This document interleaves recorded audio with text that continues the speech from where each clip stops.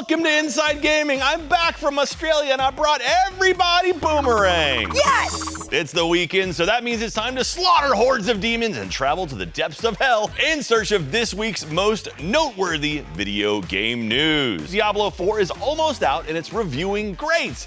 Only there's a catch. The review code that was distributed to gaming outlets and content creators disabled a lot of the game's commerce and monetization elements. Interesting. Sneaky. In short, there was no access to the game's shop or to live public servers, meaning a large portion of the game players will be interacting with at launch and well into the game's long life wasn't covered in many reviews that gave the game high or even perfect scores. How can you do that? They didn't have the full game. At the time of this recording, Diablo IV has a Metacritic score of 88 with Windows Central giving the game a 5-star rating and PC Games In giving it a perfect 10. GameRant also came close to a perfect score with 4.5 stars. IGN's Xbox review landed with a solid 9, and so did Forbes. In fairness, most outlets simply reviewed what they were given and acknowledged the conditions and limits of the review code accordingly. Forbes reviewer Paul Tassi even noted next to his score, quote, "Don't get mad at me about this if the servers don't work on launch day." That's a recurring theme. Yikes. With servers not working. Tassi even went a step further and wrote an opinion piece questioning the validity of a review for a live service game, further contextualizing his own score. Reportedly, along with codes for review, Blizzard did include HD video capture of Diablo 4's store and its categories, as well as pricing on items and details about the game's battle pass. It's a good effort on Blizzard's part, but the company doesn't exactly have a good track record anymore, especially considering last year's launch of Overwatch 2 was an unmitigated disaster, complete with server issues and its own marketplace controversies.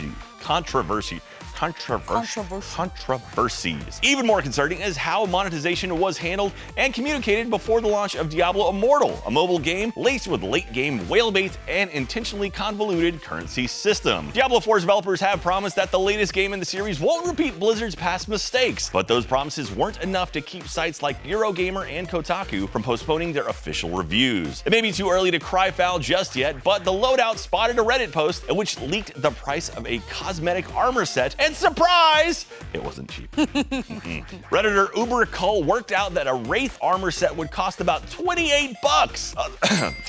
I got choked up over that. That's a lot. The armor Oh set. my god. Others pointed out that's more than a premium Overwatch 2 skin, and in case you forgot, Overwatch 2 is free to play. So Diablo 4 seems like it's gonna be a decent game at launch, but Blizzard could still really botch things with the online and in-game components. We'll, of course, keep you posted. Well, there are more stories ahead, but first, we wanted to take a second to remind you that we'll be at RTX. That's right. From July 7th to July 9th, we will be celebrating all things fandom at the Austin Convention Center. There will be panels, meetups, live shows, but most importantly, us. Yeah, you can come see us. So come hang out. Head over to rtxaustin.com to get your tickets today, and also check out the rave too. I hear my friend DJ Jonk's gonna be there. Sounds like it's gonna be lit. Well, this just in, Jack. Bobby Kotick really sucks. That's not exactly a newsflash, but in a recent interview with the CEO of Activision, dear old Bobby's mustache-twirling level of cartoon villainy has somehow found a whole new level. Approximately 2 years ago, a lawsuit filed by the California Department of Fair Employment and Housing claimed Activision Blizzard fosters a frat boy culture in which female employees were subjected to constant sexual harassment, unequal pay, and retaliation. What followed was over a year of controversy, walkouts, leadership shakeups, firings, more lawsuits, and even more investigative reporting, which seemed to continually reveal worse and worse and worse stories of abuse and harassment. This includes claims that Kotick himself was part of a massive cover-up, and at one point even threatened an assistant's life. No joke, Jack. Well, earlier this week, while talking with Variety, Kotick decided to deny any of it ever happened. Gaslighting at its finest. Specifically, he said, "We've had every possible form of investigation done, and we did not have a systematic issue with harassment. Ever. We didn't have any of what mischaracterizations were reported in the media." He added, "But what we did have was a very aggressive labor movement working hard to try and destabilize the company." So yeah, in one fell swoop, Kotick is lying about what were and clearly are widespread issues with harassment at the company, while simultaneously blaming the people trying to clean up the mess he and his executive cronies let fester in the first place. We're sure Microsoft is thrilled that Kotick is out here keeping a low profile as the Activision Blizzard acquisition enters a crucial phase of appeals and approvals. Last week, we reported that Metal Gear Solid 3 is getting the remake treatment, and now we have a few more concrete details. A representative representative from Konami confirmed officially that Kojima and Kojima Productions won't be involved with either Metal Gear Solid Delta, Snake Eater, or the Metal Gear Classic Collection. That's not surprising considering the major falling out that took place between the legendary creator and Konami during the development of Metal Gear Solid 5. Do you think they'll ever call me the legendary something of something? You could try. Jack, the legendary guy who plays video games poorly. On the upside, Konami's head of communications, Tommy Williams, did tell The Verge that the Metal Gear Solid 3 remake will reuse the voice lines from the original game with no changes. Okay. While that does limit the scope for what Metal Gear Solid 3 remake can be, at least we'll get to hear Snake and Big Boss voiced by David Hayter again, just as the Patriots intended. That's a video game thing, because Very few are aware of their existence, even among those with code word clearance. do the Snake! next one. Do Snake! the next one. Ratchet & Clank Rift Apart is PlayStation's next big PC port, not Bloodborne. A Twitter user named BillBillCoon recently leaked the announcement, but Nix's software made it official this week in a PlayStation blog post. The benefits of the port will include widescreen resolutions and triple monitor support, unlocked frames, DLSS 3 support, AMD FSR2 support, and plenty of ray tracing. What is AMD FSR2 support? Those are all I think graphical things based on the specific graphics card. Do I have an FSR2? Do you have an AMD? I don't know. Oh, we're gonna have to figure that out. I've got a computer. Okay. Ratchet & Clank Rift Apart will be available on Steam and in the Epic Games Store July 26th. There are digital extras for pre-purchasing, but given how things went with The Last of Us Part 1 port, it might be a good idea to wait and see on that one. All right, let's take it to the comments. So I wasn't here last week, but you guys just went off. Apparently, we asked you guys to cast a Zelda movie, and there were a lot of fun replies. Link casting suggestions included Danny DeVito, Vin Diesel, Christopher Walken, Tom Holland, John Wick, who's a fictional character, and Tommy Wiseau, who's pretty much a fictional character. Vin Diesel. You see Vin Diesel as Link? Hey, I gotta save Zelda. That was more of a Stallone. Bart Hancock wrote, Nick Cage went the whole runtime of Willy's Wonderland without saying a single word. So he is clearly the man to play Link. We all know the most Nintendo will let Link say is, yeah! Then there was Tungsten Lion 93 who said, quote, Timothy Chalamet as Link, The Rock as Ganon, and Halle Bailey as Zelda. Maybe not The Rock. I think maybe The Rock's overused. We got other options. Other suggestions for Ganon included Danny DeVito and Jack Black. And maybe Jack Black can just be all the Nintendo villains from now on. Zelda, Zelda, Zelda, Zelda, Zelda. Zelda, Zelda. Do you think Danny DeVito could play all three roles? He could be Link, Zelda, and Ganon? I could see him doing that. Triple duty? Wait, who's Danny DeVito? Oh, God. Is that the short guy? Oh, my God.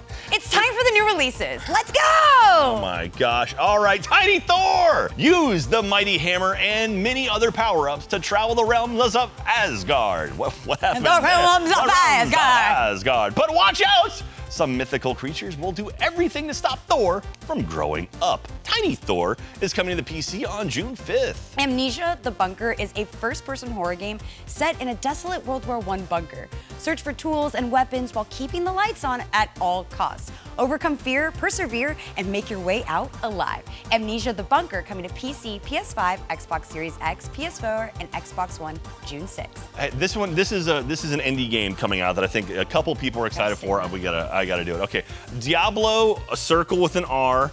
IV is the ultimate action RPG. I'm not sure what that is. Experience with endless evil to slaughter. That sounds fun. Countless abilities to master. Ooh, nightmarish dungeons and legendary loot. Everyone loves loot. Explore a shared world where players can meet in towns to trade, team up to battle world bosses, or descend into PvP zones to test their skills against other players. That sounds like fun. Hopefully this game does well. Diablo IV is coming to the PC, PS5, Xbox Series X, PS4, and Xbox One on June 6th. Support your indie developers. Loop 8, Summer of Gods. Your choices shape the world in this coming-of-age RPG. As a new arrival in a 1980s rural Japanese town with a mysterious ability to loop time, your every decision and relationship will affect the outcome of battles against the invading K-God. Loop 8, Summer of Gods is coming to PC, PS4, Xbox One, and Switch June 6th. Am I supposed to know what a K-Guy is? Don't worry about it. Okay, Quantar is a free-to-play VR party brawler. Command command heroes with distinct class-based roles and enhance hero abilities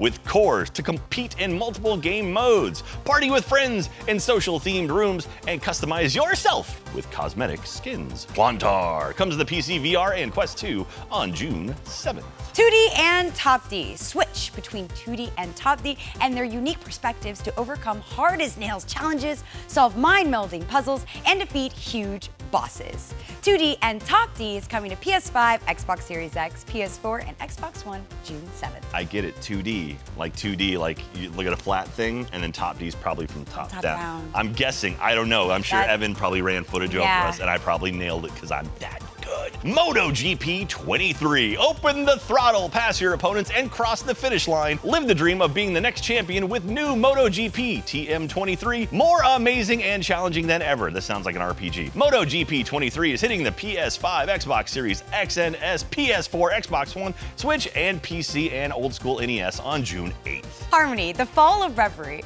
The fate of humanity is at stake. Use your gift of clairvoyance to see into the future and stop an apocalypse that threatens the balance between your world and the deities. Harmony, the fall of reverie, coming to PC, PS5, Xbox Series X, and Switch June 8th. A marvelous romance with a hint of murder. That's the best kind of romance. Lose your heart to a stolen city in this game of amorous intrigue. Ooh, that's a good word. Seek love for yourself or for your friends. Help a murdered man find justice and watch out for the bats. The Sims 5 comes out. No, I'm kidding. Mask of the Rose hits PC and Switch on June 8th. Speed Crew is a hilarious party game that focuses on chaotic cooperation. Assemble your team of 1 to 4 players and take on the role of an elite pit crew tasked with fixing cars and beating the clock to secure victory in this fun adventure. Speed Crew is coming to Switch June 8th. I assume Speed Crew is like a tale of like 80s stock market traders and like after hours, after they're done, they go. Ride shoulder to shoulder with the best cyclists and show your panache to triumph on the Champs-Élysées. I'm just glad I didn't have to read this one. Champs-Élysées, and the official video game of the Tour de France 2023. Compete in mountain or flat stages and experience all the action of the Grand Boucle. You nailed that. Tour de France 2023 hits the PC, PS5, Xbox Series X, PS4, and Xbox One on June 8th, and I apologize to all of our French watchers.